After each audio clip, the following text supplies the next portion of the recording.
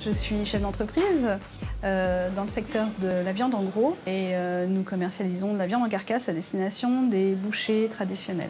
Marie Rivenez est à la tête d'une PME de 65 salariés, une référence dans le secteur.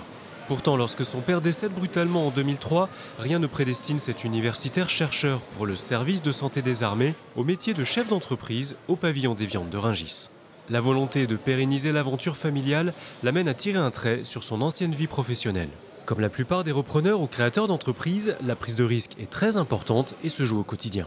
C'était une énorme prise de risque, tant d'un point de vue financier, puisque je n'étais plus salariée, que d'un point de vue également psychologique, puisque c'était une grosse remise en question. Quand on voit la réussite, c'est vraiment le dessus de l'iceberg. C'est des prises de risques, c'est de mettre sa vie de famille de côté. La vie de chef d'entreprise, c'est se dire, est-ce qu'à la fin de l'année, je vais réussir à avoir un résultat au-dessus de zéro? Et puis en même temps, vous devez paraître solide pour emmener tous vos salariés, toutes vos équipes dans une direction. Une équation difficile, bien connue de la CPME. Il faut penser à ces femmes, à ces hommes qui ont cette capacité de risquer parce que sans eux, il ne peut pas y avoir d'entreprise, il ne peut pas y avoir de victoire économique de notre pays.